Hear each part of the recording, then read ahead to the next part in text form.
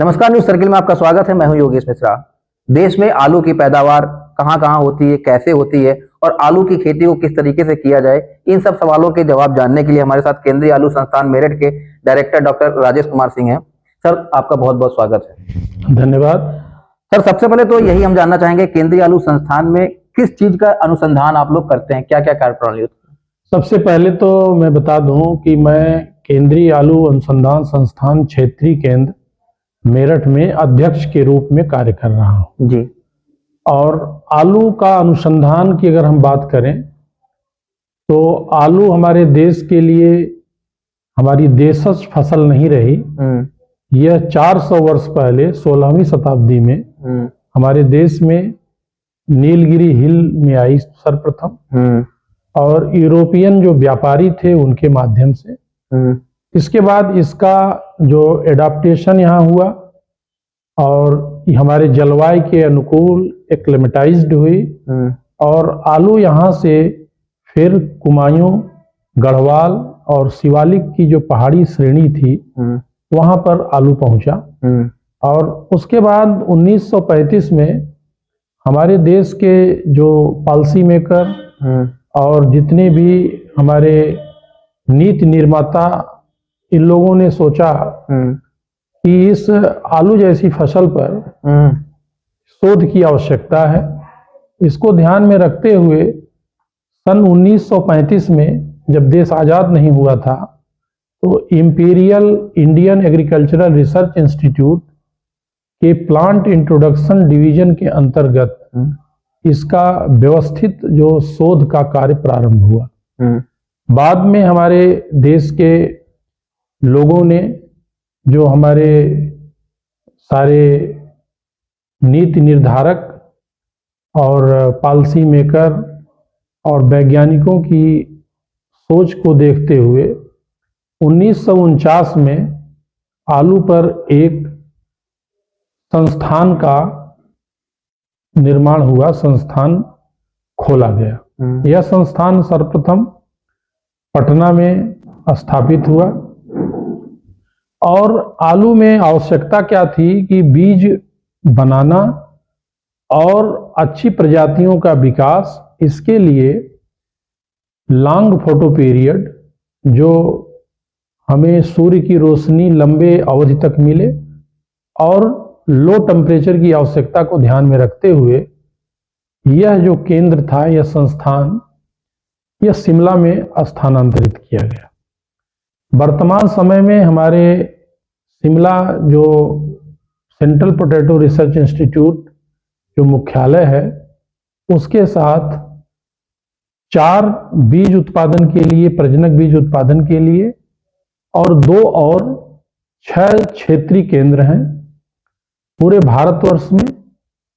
जालंधर में हमारा केंद्र है और central potato research institute regional station Gwalior में है, एक पटना में मोदीपुरम, और 2 केंद्र इसके हैं, एक मेघालय में शिलांग और तमिलनाडु में ऊटी, और एक शिमला में जो हमारा मुख्य संस्थान है उसके साथ कुफरी में उससे लगा हुआ है, जहां पर कि हम प्रजाति के विकास के लिए हमारी जो फसल लगती है, जिसमें फ्लावरिंग होती है, संकरण होता है और उसके बाद हम प्रजातियों का विकास करते हैं।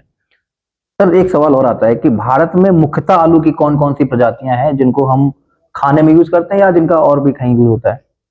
वर्तमान समय में अगर हम बात करें तो आलू की 75 के करीब प्रजातियों का विकास हुआ है जी।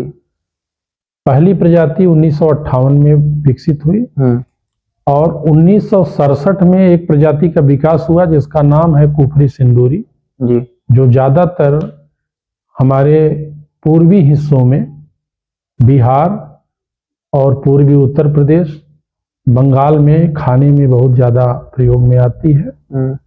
1968 में 2 प्रजातियों का विकास हुआ जो बहुत ही लोकप्रिय रही, कुफरी चंद्रमुखी, कुफरी ज्योति, ये भी खाने के लिए बहुत अच्छी प्रजातियां मानी गई। इसके बाद धीरे धीरे यह क्रम चलता रहा। एक कुफरी बहार प्रजाति है जो आज भारतवर्ष में उत्तर प्रदेश का जो आगरा से लेकर के और कानपुर तक सबसे अधिक लोकप्रिय प्रजाति है और इसकी बहुत अधिक डिमांड है। फिर हम प्रोसेसिंग की बात करते हैं। प्रसंस्करण के लिए जो प्रजातियों का विकास हुआ उसमें कुफरी चिप्सोना 1, कुफरी चिप्सोना 2, कुफरी चिप्सोना 3, 4, 5 और कुफरी फ्राइओम और इसके साथ कुफरी हिमसोना तमाम प्रजातियां विकसित हुई। इसमें कुफरी चिप्सोना 1 बहुत ही लोकप्रिय है, जो खाने के लिए भी है और चिप्स के लिए भी। और दूसरी हमारी जो कुफरी फ्राई सोना है वो फ्रेंच फ्राई के लिए है। कुफरी फ्राइओम है, ये भी हमारे फ्रेंच फ्राई और दोनों में प्रयोग में आती है।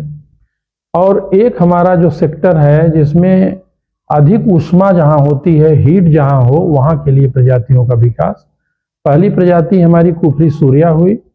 अभी वर्तमान में हम लोगों के पास कुफरी किरण और कुफरी भास्कर है।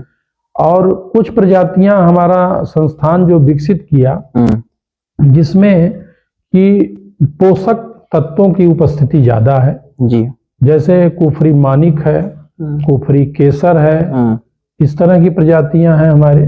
कुफरी हमारे पास जमुनिया है और कुफरी नीलकंठ है। तो इसमें कैरोटीनाइड की मात्रा, जैसे हमारा एंटीऑक्सीडेंट की बात हम करें, जिंक की बात करें, आयरन की बात करें, तो इनसे ये रिच हैं ये प्रजातियां, जो कि हमारे खाने वालों के लिए बहुत ही अच्छी है, उपयोगी हैं और उनके स्वास्थ्य के लिए बहुत हित कर रहे हैं। जी सर, एक सवाल और आता है कि हम जो भी प्रजाति का नाम बता रहे हैं उसमें कुफरी जोड़ रहे हैं, तो कुफरी शब्द कहाँ से आया? इसका प्रजातियों में पहले कुफरी में पहले जो हम टीपीएस बनाते थे, ट्रू पोटैटो सीड, हाइब्रिडाइजेशन संकरण के बाद आलू में टमाटर की तरह छोटी छोटी बेरी बनती हैं जी, और उस बेरी के बाद जब वो पक जाती हैं तो मटमैले कलर की होती हैं और फिर उसमें से छोटे छोटे जीरे की तरह जो हैं उसके सीड होते हैं। तो यह कार्य कुफरी में शुरू हुआ था। इसलिए कोई भी प्रजाति जो विकसित होती है उसमें हम उसकी शुरुआत में कुफरी शब्द का प्रयोग करते हैं, जहां से शुरुआत होती है उसकी। वहां से। अच्छा सर, दूसरा एक चीज और है कि सामान्य किसान जो हमारे दर्शक हैं जो सुन रहे हैं, सामान्य किसान के बीज के लिए आलू की कौन सी प्रजाति आप प्रेफर करेंगे कि वो क्या करें? सामान्य किसान के लिए हम कहेंगे कि आलू की जो प्रजातियां हैं वो जो उनका उद्देश्य हो, अगर उनको टेबल पोटैटो में जाना है, सब्जी के लिए है, तो उसके लिए सब्जी वाली जो प्रजातियां हैं, कुफरी हमारी बहार है, कुफरी चिप्सोना 1 है और अभी कुफरी मोहन है, कुफरी गंगा है, कुफरी पुखराज है, इन प्रजातियों का बीज लें। और बीज के लिए हम बताएंगे कि हमारे संस्थान द्वारा प्रजनक बीज हम लोग बनाते हैं और यह प्रजनक बीज हम उत्तर प्रदेश सरकार हमसे ले जाती है। इसके बाद वो फाउंडेशन 1, फाउंडेशन 2 और प्रमाणित बीज बनाती है, वहां से भी प्राप्त कर सकते हैं। हमारे संस्थान द्वारा जो प्रजनक बीज इनको देने के बाद जो बचता है उसको भी प्रथम आवक और प्रथम पावक के आधार पर फरवरी और मार्च महीने में हम एप्लीकेशन लेकर के जो उपलब्ध होता है उसके आधार पर हम किसान भाइयों को बीज को देते हैं। आपके संस्थान से भी किसान भाइयों को बीज मिल सकते हैं? हाँ, उस समय मिलेंगे फरवरी मार्च में। और हमारी आपूर्ति के उपरांत जो हमारा सरकारी अलॉटमेंट है उसको जब हम पूर्ण कर लेंगे और उसके बाद जो हमारी बचत रहेगी उसमें से हम जरूर किसान भाइयों को उनके प्रथम। कोई संख्या निर्धारण है क्या? नहीं, कोई नहीं। वैसे व्यवस्था में तो यह है कि हमारा काम ही है स्टेट गवर्नमेंट को देना और एजेंसी को देना, लेकिन आलू एक ऐसी फसल है कि यह निर्धारित करना कि जितनी डिमांड है उतना पैदा होगा यह संभव है। कभी कभी वो कम भी हो जाता है, कभी ज्यादा हो जाता है। तो अगर ज्यादा हो गया है तो उसकी आपूर्ति करनी हमको है, तो उसको हम किसान भाइयों को देते हैं। अच्छा, दूसरा सर, किसानों का ये सवाल रहता है कि कौन, जैसे जो सामान्य किसान आपने बताया जो खाने के लिए आलू पैदावार करते हैं, उन किसानों के लिए क्या संदेश आप देना चाहेंगे? नहीं, सबके लिए एक ही चीज है, खाने के लिए करें, व्यवसाय के लिए करें। और जो खाने वाले किसान हैं वो बहुत कम मतलब क्षेत्रफल में लगाते हैं, उनको इस बात का जरूर ध्यान दें कि जो वो प्रजाति उनको अच्छी खाने में लगती है, उसका बीज लेकर के और उसमें प्रयास ये करें कि जो रासायनिक खाद और पेस्टिसाइड जो प्रयोग होते हैं फंजीसाइड, उससे उसका प्रयोग कम से कम करें और अपने किचन गार्डन में उस आलू की उस प्रजाति की फसल लगा करके और उसको उसके उत्पाद को वो अपने खाने में प्रयोग करें। अच्छा सर, एक आखिरी सवाल आपसे, और कुछ युवा हैं जो पैदावार में जुड़े हैं, आलू की पैदावार में, जैसे आपने बताया कि फ्रेंच फ्राइज वगैरह भी आलू से बनते हैं, तो वो जो युवा किसान भाई हैं, वो जब ऐसे कॉमर्शियल तरीके से आलू पैदावार के, जिनका कॉमर्शियल यूज हो सके, वो चाहे चिप्स में करें या उसमें करें, तो उसमें आलू की कौन सी प्रजाति है जिनको वो लें और जिनकी पैदावार कर सकते हैं?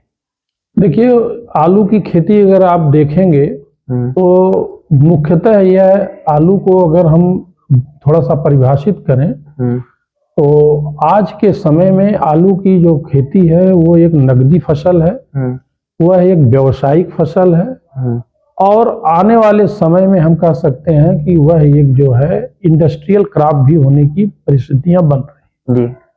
क्योंकि जो हमारी सीड की इंडस्ट्री है वो बीज फसल की बात करती है, जो हमारी प्रोसेसिंग इंडस्ट्री है वो प्रोसेसिंग आलू की बात करती है, उसके ट्यूबर की बात करती है, उसके ट्रेड की बात करती है।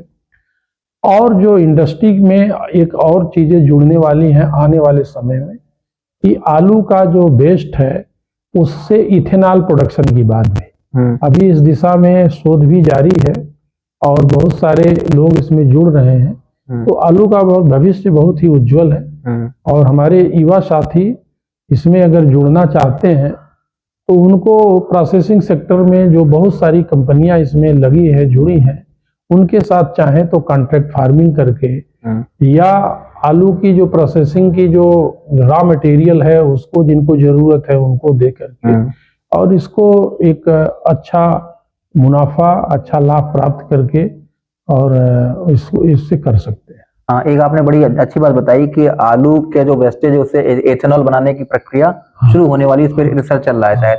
तो निश्चित तौर पर सर ने जो बताया ये काफी महत्वपूर्ण जानकारी है और अगले किसी विषय में सर से फिर मुलाकात होगी और अगले एपिसोड में फिर किसी शख्सियत से मुलाकात करेंगे। तब तक के लिए मुझे दीजिए इजाजत। नमस्कार।